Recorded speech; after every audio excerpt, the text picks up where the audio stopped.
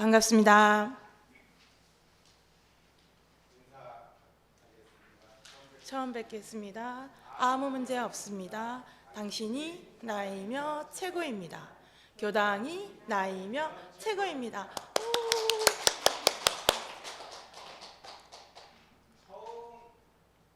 제가 작년에 부임했는데 오늘 처음 본다고 생각하십시오. 그러면 아무 불만이 없겠죠? 처음 보는데 뭐 무슨 불만이 있겠습니까? 처음 보는 게 비결입니다. 옆에 있는 남편도 처음 본다고 생각하면 낯설고 설레잖아요. 설레는 게 좀 낯설어야 설레지 너무 친숙하면 설레지가 않습니다. 처음 보는 마음으로, 처음 보는 생각으로, 처음 보는 얼굴로 대하면 새롭죠. 자, 오늘은 지지난주에 했던 왜 나는 쉽게 자성의 정을 잘 세울까의 두 번째 속편입니다.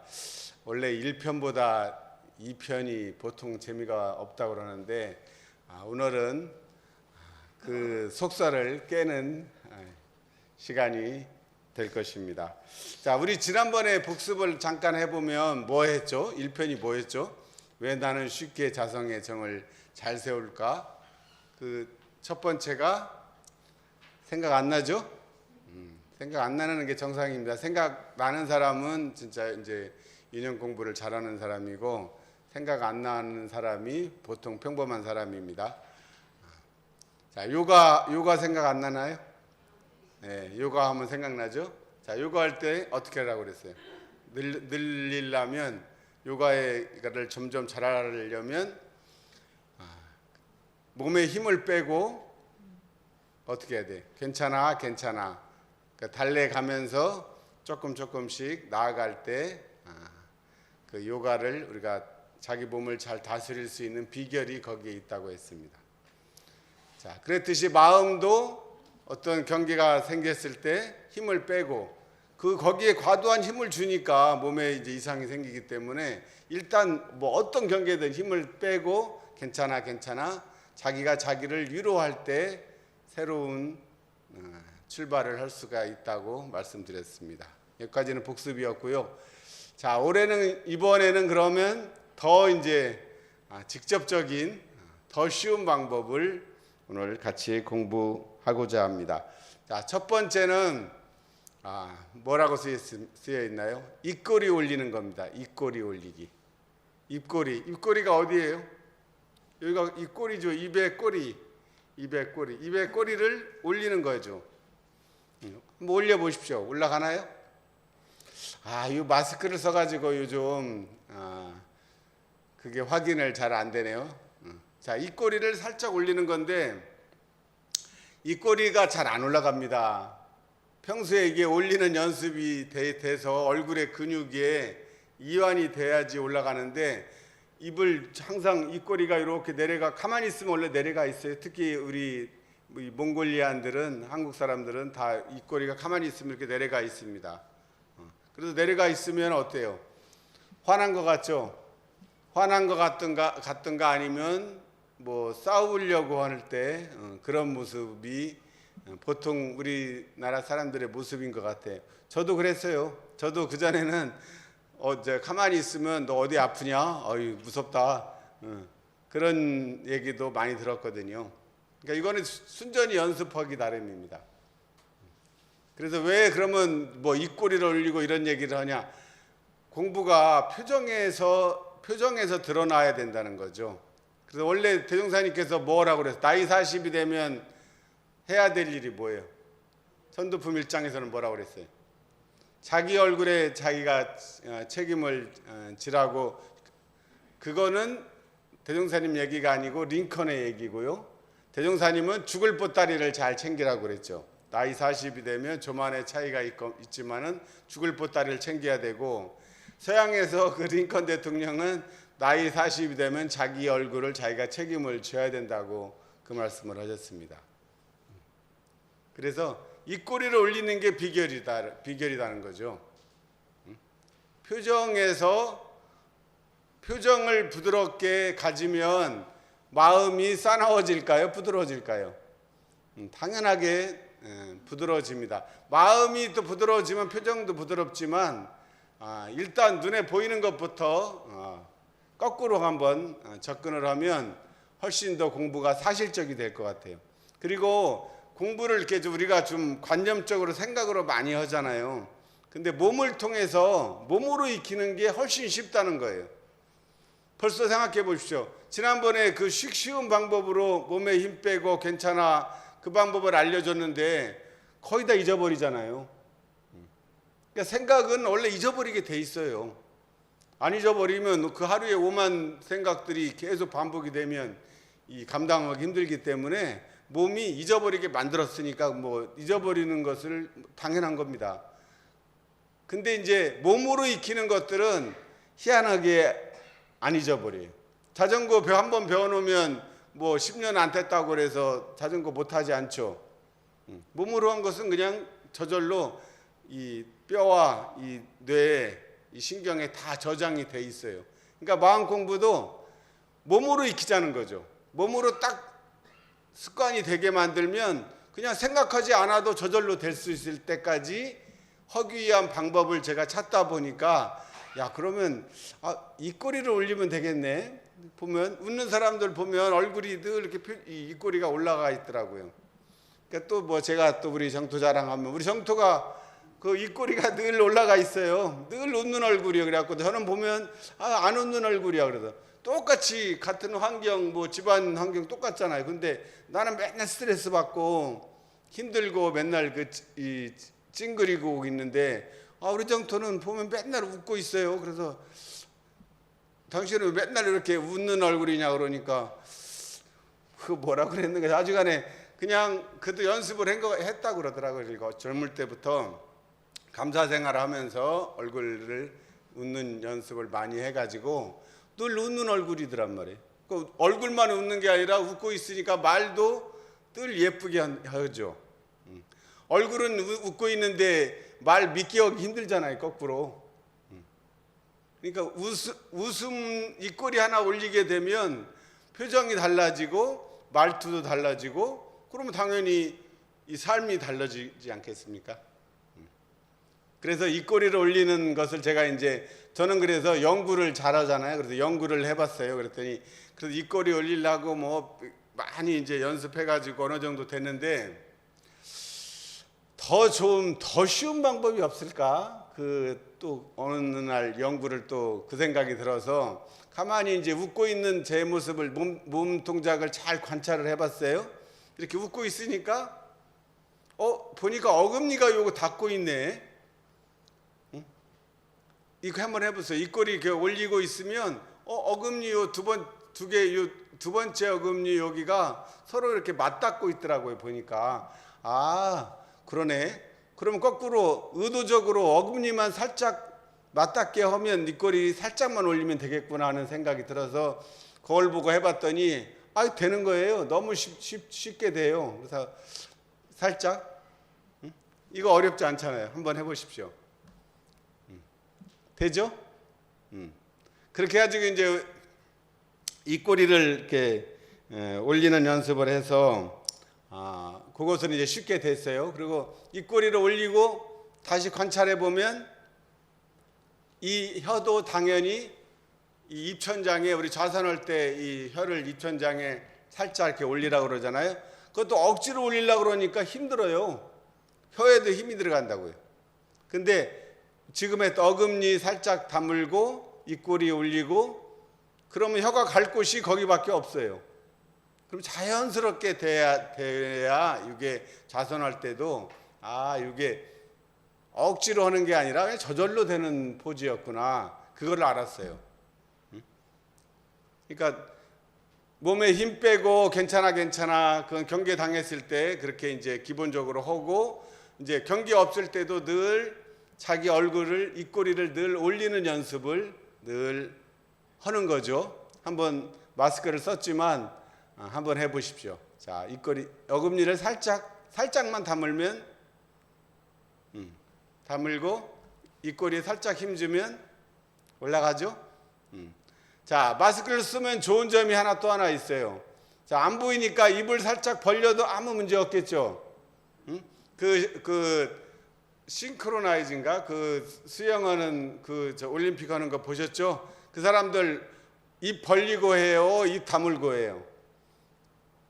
잘 안 봤어요? 엄청 활짝 웃으면서 하잖아요. 막 사실은 물 먹고 얼마나 힘들겠어요. 괴로운데도 연습을 그렇게 해가지고 할 때 되면 그냥 활짝 웃으면서 합니다. 에어로빅 하는 사람들도 마찬가지죠. 표정이 굉장히 중요하잖아요. 웃는 얼굴이냐 아니냐가 점수에도 큰 영향을 끼칩니다. 그러니까 마스크를 썼으니까 전혀 안 보이니까 이빨을 한번 한 10개 정도 보인다는 느낌으로 크게 한번 웃어주시면 되겠죠. 자, 마스크 빨리 조금 있으면 벗을지 모르니까 마스크 쓰는 동안에 빨리 연습을 부지런히 해가지고 완전히 자기께 되도록 하면 좋겠습니다. 자, 이제 두 번째는 눈웃음 짓는 거예요. 눈웃음 짓기. 사실은 눈꼬리 올리기로 했었는데 제가 더 조사해 보니까 눈꼬리 올리는 것, 입꼬리 올리는 것과 눈꼬리 올리는 것은 또 다르더라고요. 보니까 안과 성형외과 수술을 하는데 보면 눈꼬리는 무조건 올린다고 좋은 게 아니더라고요. 눈꼬리를 올리는 수술도 있고 눈꼬리를 내리는 수술도 있어요. 입꼬리 내리는 수술은 없거든요. 올리는 것만 입꼬리는 좋은데 눈꼬리는 꼭 올린다고 좋은 게 아니기 때문에 그러면 안 되겠네. 그래서 이제 이 제목을 바꿔서 눈꼬리가 아니고 눈웃음 짓기로 바꿨습니다. 자, 이게 왜 됐냐면 우리 세정님께서 연불 우리 일기 끝나서 이제 회화를 하는데 제가 이 팁으로 입꼬리 올리는 거를 알려줬거든요. 그랬더니 며칠 해보더니 다음 회화 시간에 얘기하는 거예요. 본인은 이 눈에 입꼬리 올리는 것보다 자기는 눈에다가 이렇게 조금 이렇게 힘을 주면 입술이 저절로 이완되면서 그게 잘 된다고 그렇게 얘기하길래 저는 그 생각은 사실은 못했거든요. 그래요? 그러고서는 연구를 해봤어요. 그래서 아닌 게 아니라 눈에다가 눈웃음을 이렇게 치게 되면 저절로 이 입술 요 밑에가 이완이 됩니다. 우리 얼굴이 이마 위, 여기 입술 위, 또 입술 아래 이렇게 3등분을 해보면 이쪽에 긴장을 하게 되면 이쪽이 입술에 힘을 주면 이쪽이 풀어지죠. 이쪽 얼굴을 이게. 그리고 입술에 힘을 빼면 여기가 이제 살짝 이제 이 긴장이 올라가게 되죠. 그러니까 우리가 광대 승천한다 그러면 여기 광대뼈가 이렇게 위로 올라가는 게 뭐 기분 좋은 일 있으면 저절로 이 광대가 이렇게 올라가잖아요. 그걸 광대 승천이라고 하는데 그 상태가 이제 가장 좋은 상태죠.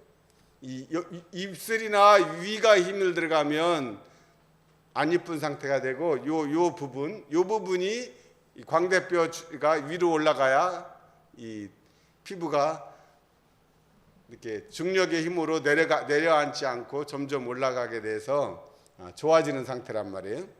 그런다고 해서 연습을 해보니까 그러면 눈에다가 살짝 그러면 눈꼬리를 올리는 게 아니고 눈웃음을 짓는, 그런데 입꼬리만큼 눈웃음은 눈에 힘이 잘 안 들어가더라고요. 그래서 어떻게 하나 이제 고민해봤더니 이 눈 밑에 이게 애교살이라고 그래요.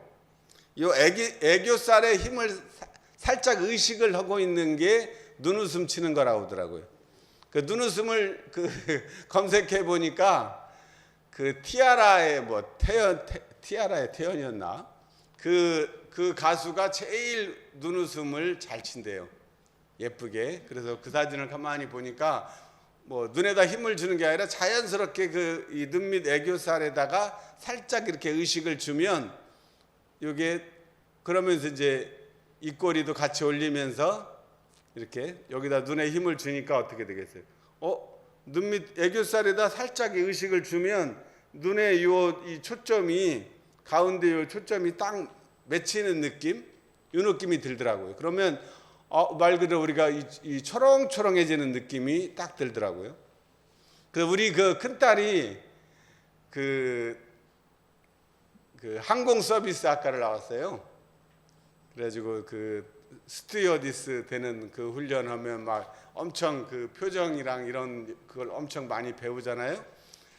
근데 그래서 그랬는가 사진을 찍으면 우리들보다 이게 이 눈에 이게 우리는 약간 풀어진 느낌인데 우리 큰애는 찍으면 눈에 이게 뭔가 이렇게 초점이 딱 맺힌 느낌이 사진에서도 이렇게 표시가 나요.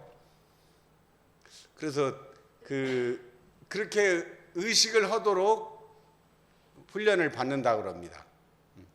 그게 이제 단직 사람들은 밖에서 이렇게 드러나 보이게 예쁘게 보이게 하기 위해서 하는 거지만 우리는 그거에다가 그것이 마음을 챙기는 방법으로 이 방법을 지금 하고 있는 거예요. 이 모든 것이 자성의 정을 세우기 위한 방법이죠. 그러니까 이 에고의 편에서 이거를 하는 게 아니라 에고의 편을 넘어서 이 입꼬리를 올리고 눈동자에 이 눈웃음을 치는 순간 심지 자리로 돌아가는 거예요. 심지라는 게 뭐예요? 마음이 일어나게 하는 근본 바탕이란 말이에요. 마음 땅, 마음 바탕. 그래서 이 마음 땅 안에 이 잡초도 자라고 농작물도 자라잖아요. 필요한. 근데 우리 중생들은 눈에 보이는 것만 이게 전부라고 생각해서 그 농작물 관리를 거기에만 온통 신경을 쓰고 있지 그것이 일어나게 한 근본 이 주인 자리인 이 심지 자리는 잊어버리고 산단 말이에요. 사실은 심지는 내가 이미 주인이에요. 그러니까 심지는 거부장자란 말이에요. 우리 이 비유를 하자면. 근데 그것은 잊어버리고 그 땅 소작한 땅에 그 땅을 소작해 가지고 거기서 그 수확 조금 더 내려고 애쓰고 있는 게 우리네 삶이다. 이렇게 비유할 수 있겠죠. 우리가 지금 살아가고 있는데 좀 더 뭐 재물을 더 많이 갖고 싶어서 어떤 명예를 더 갖고 싶어서 그 괜히 발버둥 치고 산단 말이에요. 근데 사실은 이 모든 것의 근본은 우리 심지 자성 그 자리를 부처님이라고 부르고 불성이라고 부르고 옛날 우리 할머니들이 뭐 했어? 뭔 일 생기면 어이쿠 하느님 그랬죠. 안 그러셨나요? 시어머니 그렇게 하셨죠? 종교 모르는 분들도 아이쿠 하느님 그랬단 말이에요. 아이쿠 하늘이요 그러지. 그 하늘님을 줄여서 하느님이란 말이에요. 그게 우리 고유에 내려왔던 그 하느님이에요. 근데 그거를 이제 그 여호와를 번역을 할 때 하느님이라고 또는 이제 하나님이라고 번역을 그렇게 한 거지 본래 우리 안에 있던 그 자리란 말이에요. 그 자리는 하나님이요 부처님이요 뭐 불성이요 자성이요 이원상이요 심지요 심전이요 뭐 부르는 이름이 많이 있단 말이에요. 근데 이 자리는 전체의 자리예요. 모든 것을 다 포함한 자리이기 때문에 전체 의식의 자리란 말이에요. 내가 이미 이 우주를 다 품고 있는 거부장자의 마음이에요. 그 땅의 주인인데 그것을 잊어버리니까 어때요? 그 현재 일어난 이 땅에서 그냥 조금 더 하려고 바둥바둥 치지만 어차피 그 모르는 사람들이 조그만 땅에서 나올 걸 가지고 나눠 먹으려고 그러니까 늘 부족하고 모자라고 허덕일 수밖에 없다는 거죠. 그것이 우리들의 삶이 그걸 비유해서 파란 고해라고 비유를 하셨다고 할 수 있겠습니다. 자, 그러니까 한번 흐뭇한 표정, 자기 입꼬리를 올리고, 자, 눈웃음을 눈 밑에 애교살에 힘을 주고 한번 이렇게 바라보십시오. 그러면 저절로 흐뭇하게 바라보게 되죠. 눈에 이렇게 눈웃음을 지으면서 싸나운 마음이 드나요? 안 들 수가 없어요. 이 몸은 아주 정직한 것 같아요. 그러면 저절로 흐뭇한 마음이 된단 말이에요. 흐뭇하게 바라보고 흐뭇하게 생각하고 흐뭇하게 살아가는 거죠. 자, 흐뭇하게 바라볼 첫 번째 대상은 바로 나입니다. 나를 흐뭇하게 바라보십시오. 보면 우리가 자기 자신을 사랑해 주지 못해요.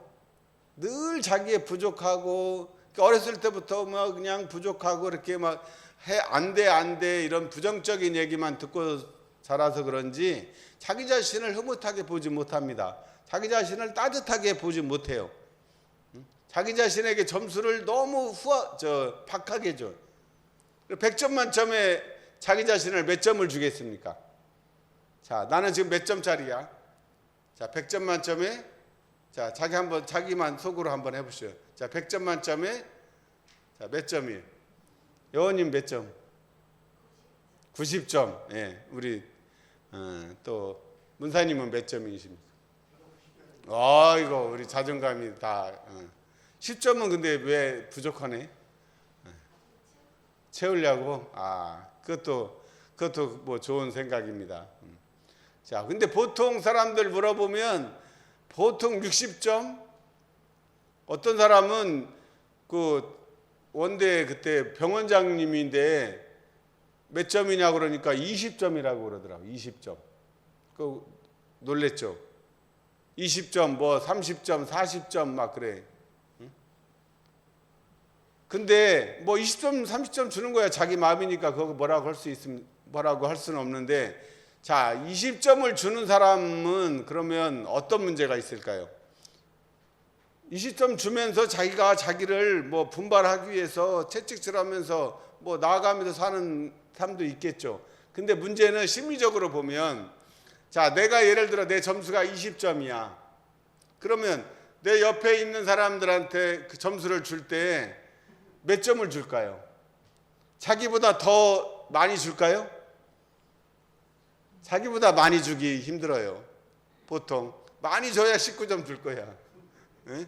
그런단 말이에요. 그럼 하향평준화 되는 거예요. 그 집단이 60점 주면 다른 사람 70점 주는 사람은 드물어요.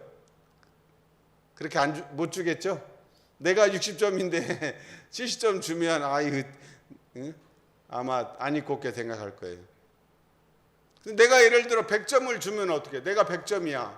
그러면 다른 사람 점수 줄 때 뭐 90점 주던 99점 줘도 아무 부담이 없어요. 근데 내가 이거 60점이라고 했는데 다른 사람 90점 받으면 땀이 삘삘 나겠죠. 자기가 자기 자신을 줄 때는 좀 넉넉하게 주십시오. 너무 막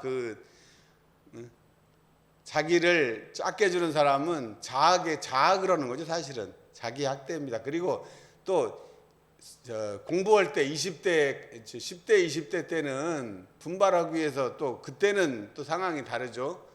그러지만 지금 우리 교도님들 지금 이 법회에 참석하신 분들은 지금 뭐 이 상황에서 뭐 막 분발할 일이 그렇게 있나요? 이제는 자기 자신을 어루만져주고 사랑해주고 괜찮다고 돌봐줘야 될 때인 것 같아요. 자기를 사랑하는 것을 자존감이라고 합니다. 자존감. 자기가 자기를 높이는 것, 셀프 에스티메이트. 자기를 올려주는 거죠. 그래서 모든 그 심리학에서 연구 결과는 비포 애프터 하면 자존감이 60점인 사람이 이 프로그램을 하고 난 다음에 얼마큼 올라갔는가가 척도예요. 그래서 뭐 5점 이상 올라가면 유의미한 이건 프로그램이라고 본다는 거거든요. 그래서 어떤 프로그램을 통해서 뭐 올리는 것은 타력적인 거고, 제일 좋은 거는 내가 나를 스스로 올리는 게 제일 좋은 겁니다. 자, 자기 한번 안아주십시오. 자기가 자기를 안아주십시오. 아이고 수고했다. 애썼어. 괜찮아. 이제 좋은 일만 남았어. 응? 좋은 일만 남았죠. 자, 안 좋은 일도 나는 내가 좋다고 선언하면 좋은 일이 되는 거예요.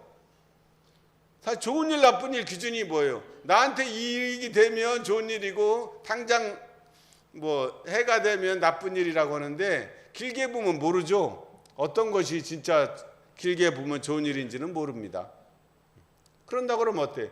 결국 다 좋은 일이에요. 나쁜 일도 좋은 일, 좋은 일은 더 좋은 일이지. 그렇게 넉넉하고 여유 있고 한가로운 마음이 필요할 것 같습니다. 자, 근데 이 자성의 정을 자꾸 세우라고 하는 강조를 하는데, 뭐 다음 주에 제가 세운다는 의미에 대해서도 한번 새로운 관점에서 접근할 건데요. 왜 그러면은 굳이 이렇게 입꼬리를 올리고 눈웃음을 짓기를 하고 뭐 이렇게까지 해야 되는 사람도 있을 것 같아요. 근데 가만히 생각해 보십시오. 사람이 이 생태계에서 인간이 최고 높죠. 이 약육강식의 법칙을 해서 인간이 이 만물의 영장이에요. 근데 요즘 코로나19라는 게 뭐예요? 이 사람 잡는 게 뭐예요? 제일 보이지도 않는 바이러스라는 거예요. 제일 보이지도 밑바닥에 있는. 결국은 어때요? 이게 이 수직 구조가 인간은 이걸로만 끝나는 게 아니라는 거예요. 인간을 또 잡는 게 그 바이러스예요. 그 바이러스, 그것이 만물의 영장이라고 하는 인간도 꼼짝 못하게 만들고 있습니다. 그래서 전 세계를 지금 벌써 3년째 이렇게 붙들고 있지 않습니까? 그 바이러스를 또 뭐 해서 이 생태계가 유지가 되고 있으니까, 그 바이러스에 해당되는 게 우리 몸에서는 스트레스일 것 같아요. 스트레스가 보이지는 않지만 바이러스하고 똑같아요. 조그만 바이러스 하나가 이렇게 이 코로나19 상황을 만들듯이 우리가 살면서 겪는 조그만 스트레스가 반복 누적이 되어 가지고 우리 몸을 우리가 스스로 망가뜨리고 있다고 볼 수가 있습니다. 그런데 경계를 당해서 마음이 요란해지면 우리 몸에 어떤 상황이 전개될까요? 우리 몸에 실제로 요란함이 생겨서 일어나는 반응에 대해서 한번 생각해 보셨나요?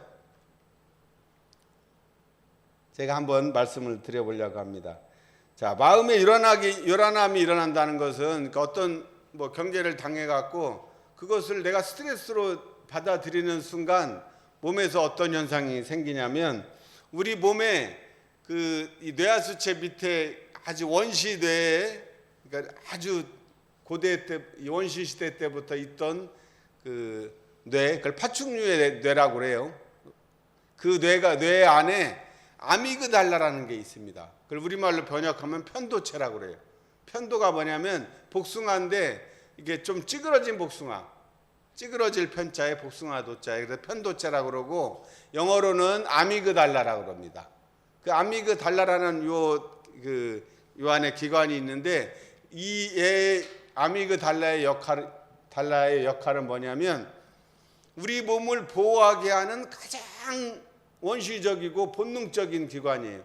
그래서 우리가 움직일 때 내가 이거 죽느냐 사느냐를 판단하는 요 기준이에요. 위험하냐 안 위험하냐, 어떤 상황이 아군이냐 적군이냐를 순간적으로 판단을 해요. 그래갖고 뭔가 적의 공격을 적이라고 판단되면 우리 몸에서 자기를 보호하기 위해서 본능적으로 이 아미그달라가 빨간불을 탁 킨단 말이에요.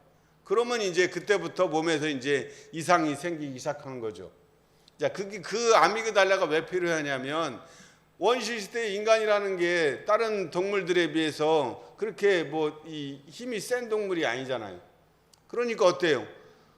이 뇌가 발달되기도 전이기 때문에 인간은 자지간에 이 바스락거리는 소리만 나도 바로 준비를 하고 도망가든가, 어떻게 주로 싸워갖고는 별 수가 없잖아요. 공룡한테 싸워서 이기겠어요? 거의 못 이기니까 도망을 가는 게 제일 급하단 말이에요. 그렇기 때문에 항상 귀가 이렇게 깨어 있어요. 특히 남자들은 이게 멀리 있는 거 멀리 보고 잘 들어야 되기 때문에, 남자들은 이렇게 멀리 보는 눈이 멀리 있는 적을 빨리 파악해야 되니까 발달했다 그러고, 여자들은 주로 동굴 안에서 이제 안에서 살림을 하다 보니까 이게 눈이 가까이 있는 거를 잘 보게 됐다 그러죠. 그래서 그 뇌가, 그 아미그달라는 원시시대 때부터 해가지고 지금까지 전혀 변함이 없어요. 왜냐하면 제일 그 본능적인 기관이기 때문에. 근데 이제 이 문제는 지금은 사실 죽느냐 사느냐 하는 경계는 별로 없죠. 운전할 때는 좀 그런 경계가 있긴 하지만 그래도 상대적으로 운전은 뭐 제정신만 조금만 차리고 하면 그렇게 뭐 위험하지 않잖아요. 네 발로 다 바퀴가 네 개고 그러니까 큰 위험이 없어요.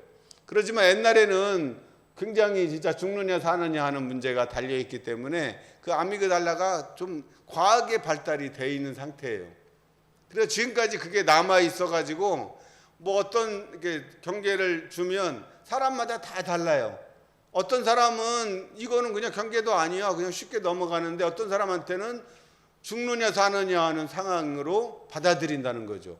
그러니까 조금 이렇게 마음이 넉넉하고 한가로워야 이 스트레스 호르몬이 아미그달라가 불이 안 들어오게 하는 게 중요하다는 거죠. 그래서 스트레스 호르몬이라는 게 코르티솔이라는 게 스트레스 호르몬인데 우리가 식욕 그 다이어트가 안 되는 이유도 그 스트레스 호르몬인 코르티솔 때문이라고 그래요. 그게 요 현상을 자꾸 일으키는 거죠. 그래서 우리 몸에 경계가 딱 당하면 이거 스트레스 호르몬이 딱 발생을 하게 되면 자기를 보호하기 위한 본능적인 활동이 전개가 되죠. 그러니까 어떻게 돼요? 그러면 딱 중추신경 이런 그 감각 신경들이 변화하기 시작합니다. 그러니까 스트레스 사이렌이 막 울리면 이제 이 스트레스라는 건 경고예요. 일단 경고 사이렌이 울리면 이제 극도의 불안감이 딱 들죠. 불안감이 휩싸이면 뇌에서는 이제 자기를 보호하기 위해서 그 옛날 우리 저 영화 두 얼굴을 가진 사나이 그 봤죠. 갑자기 이제 이 변해 그래가지고 막 몸에서 이제 전투 태세로 돌입하기 위해서 이 혈관들이 손 발에 막 집중해가지고 여차하면 주먹을 내지르거나 아니면 도망가야 되니까 모든 그 감각이나 신경들이 손발에 집중이 돼 있는 상태가 된단 말이에요. 그러니까 싸우기 위해서 막 여기서 심장에서는 피를 엄청 많이 공급을 하게 되는 그런 상황이란 말이에요. 그러면 심장은 막 박동을 하고 위장은 이제 그 상황이니까 먹을 일은 없잖아요. 그러니까 위장은 별 필요 없으니까 위장은 오그라들어. 그러니까 우리 스트레스 받으면 어때요? 밥맛이 있어요, 없어요? 밥맛이 없다면 위장이 오그라들어 가지고 먹을 맛이 안 나. 그 상황이 되는 거죠. 그러다가 이제 만약 스트레스 사이렌이 아니라 진짜 이제 위험한 상황이다 판단되면 이제 전쟁 상황이 전시 계엄령이 이제 선포가 되고 전투 체제로 돌입하면 이제 몸이 심각하게 하게 되죠. 그러면 이제 몸에서 호르몬이 대량으로 쏟아져 나오는데 그때 이제 뭐 아드레날린, 뭐 노르아드레날린 이게 적당할 때는 다 필요한 건데 과하게 쏟아져 나오면 이제 문제가 되기 시작하겠죠. 딱 모든 중추신경계가 다 마비되고 또 계엄령 선포되면 경제가 마비되듯이 우리 몸의 대사작용도 이제 마비가 돼 버리는 거예요. 그러니까 이게 말 그대로 이제 그 싸움을 위해서 다른 것을 다 희생하는 상황이 된단 말이에요. 그러니까 참 이게 근데 그 사람이 어떤 사람에 따라서 그것이 너무 자주 그러겠단 말이에요. 자주 그렇게 되면 어때요? 이게 늘 전시 상태가 계속 반복이 되면 일상생활은 하기가 어렵다는 소리입니다. 그리고 또 면역 체계도 이 전투 태세가 되면 이제 부분 휴업에 들어가겠죠. 뭐 면역이 중요한 게 아니잖아요. 당장 사느냐 죽느냐 하는데 뭐 면역이 문제겠습니까? 그럼 백혈구가 급감을 해. 백혈구가 원래 바깥에 들어오는 것들을 방어하는 체계인데 백혈구가 나오지 않으니까 아주 몸에 아주 심각한 상황을 초래하게 되는 거죠. 그래서 이거를 대종사님께서 분심초래라고 그랬어요. 정신수양에서 보면 분심초려, 분한 마음에 초려, 자기가 자기를 태워. 그 풀더미를 불지르면 확 타듯이 내 몸을 막 내가 불지르는 것과 같다고 말씀하신 게 분심초려예요. 분심. 우리도 그런 상황 한 번쯤은 다 겪어봤죠. 억울하고 분하고 해가지고 막 몸뚱아리를 내가 막 그 태우는 느낌, 다 몸이 타들어가는 느낌이 분심초려예요. 근데 그런 상황은 정말 다시는 이제 그전에는 몰라서 이제 했던 것이고 앞으로는 그런 상황은 안 만들어야 돼. 그런 상황 한번 겪으면 아마 영양제 10년 먹어도 다시 복구하기 힘들 거예요. 그러니까 그런 상황은 안 만드는 게 제일 상책이라는 거죠. 자, 근데 그나마 다행인 게 있어요. 자, 이 아미그달라가 편도체가 빨간불이 들어오면 그냥 한번 들어오면은 계속 그냥 마냥 지속시킬까요? 아니면 그 유효 제한 시간을 두었을까요? 제한 시간이 있을 것 같아요? 아니면 없을 것 같아요? 있을 것 같죠? 네. 그럼 있어요. 왜냐하면 계엄령도 나라에서 계엄령 설치하면 지도자 입장에서는 편하겠죠. 옛날 막 우리 저 긴급 조치 우리 저 그때 그런 시절도 살았잖아요. 근데 그렇게 해가지고는 나라가 정상이 되지 않기 때문에 마냥 그걸 할 수가 없듯이 우리 몸도 이 편도체 아미그달라의 유효 시간을 정해놨어요. 몇 주 얼마쯤 될 것 같아요? 얼마쯤이면 그래도 얘가 몸을 완전히 망가뜨리지 않게 될 것 같아요? 네, 시간이 유효 시간이 20분? 20분? 문사님은 몇쯤? 예. 그러니까 그 계엄령이 자동 해제가 되는 시간이 있어요. 그 시간이 어느 정도 20분 여기 나왔습니다. 20분은 너무 많은 것 같아요. 30초. 30분은 아니 20분도 길다고. 30분은 더 아니. 30분? 네. 30초? 1분? 1분 30초. 네, 정답입니다. 1분 30초. 예, 우리 공타원님은 가실 때 오늘 그 레드 향을 하나 더 가져가십시오. 1분 30초랍니다. 그러니까 90초예요. 90초. 그러니까 화가 안 나야 되는데 이미 이제 그 습관성으로 나는 사람들도 90초만 참아 보십시오. 90초. 근데 90초가 글쎄 20분보다는 무지하게 짧으니까 일단은 다행이고 근데 30초보다도 길고 1분보다도 길어요. 그리고 1분하고도 30초예요. 근데 우리 뭐 다 해봤죠. 시간 1분 동안 뭐 숨참기 이런 거 해보면 그 1분이 짧아요? 길어요? 길죠. 생각보다 또 길어요. 그 1분 30초가 그렇게 만만한 시간은 아니단 말이에요.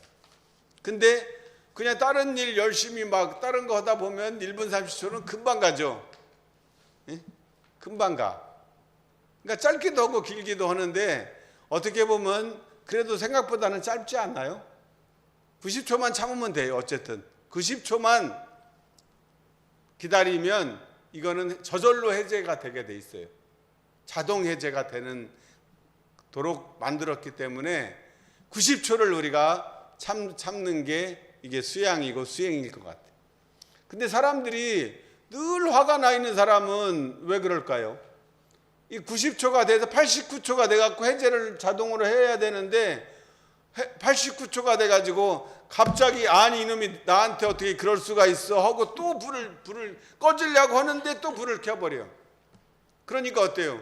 꺼진 불도 다시 보자는데 꺼지려고 하던 게 다시 붙으면 이게 더 커진단 말이에요. 그래서 이제는 이거 뭐야 약 올르니까 그럼 이번에는 88초에 또 불 질러. 계속 켜가지고 두뇌의 등불이 주야로 계속된다 이 말이죠. 그래가지고 이게 자기가 자기를 태우는 것이 그 자선법에도 나오죠. 두뇌의 등불을 주야로 계속하리요. 그 기름을 태우는 것과 몸에 있는 기름을 태우는 게 호르몬이 바로 그 기름이죠. 몸에서는 그 태워요. 그래갖고 막 좋은 호르몬이 나와야 되는데 안 좋은 호르몬이 계속 나오고 계엄령이 계속 지속이 되니까 그러면 뭐 밥맛도 없고 잠도 안 오고 무슨 살맛이 있겠습니까? 그래서 오늘 우리가 공부한 입꼬리 올리고 눈웃음을 짓는 것은 그거의 예방주사도 되겠죠. 예방도 되고 또 그런 경계가 생겼을 때 90초 동안 해야 될 일은 입꼬리 올리고 눈웃음 짓고 호흡 우리 자선 그래서 자선하는 거예요. 아침에 자선 연습을 하는 것이 그 힘을 기르자고 하는 거죠. 자기 호흡이 몇 초, 한 호흡이 몇 초가 되는지를 알면 15초를 한다 그러면 6번만 숨 쉬고 있으면 되는 것이고, 뭐 10초 하는 사람은 9번, 나는 그렇게 5초 하는 사람은 몇 번이에요? 5초, 50, 20번, 18번, 넉넉하게 한 20번. 그러니까 한 심호흡을 한 10번 정도, 만약 그거 다 힘들면 심호흡을 한 10번 정도 하시면 90초는 지나간단 말이에요. 그게 아주 비결이면 아주 비결이죠. 90초 법칙을 잘 알아서 넘어진 걸 세우는 게 수행이에요.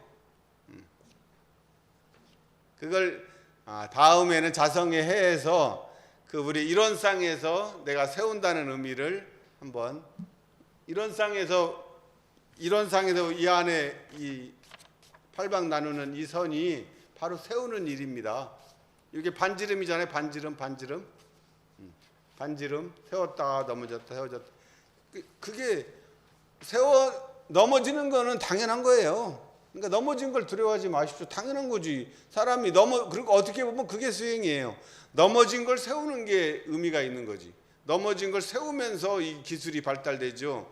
한번 세워놓고 넘어지지도 않으면 뭐 그럴 일도 없지만 오히려 좋지 않습니다. 그러니까 넉넉하고 여유 있게 재미있고 즐겁게 우리가 살아가는 것이 곧 신앙이요, 수행이요, 믿음이요, 신심이요, 공심이요, 공부심이 다 하나로 깨어지는 이 이치를 아시면 우리 삶이 또 우리 내 종교 생활이 참으로 큰 의미가 있을 것으로 믿습니다. 감사합니다.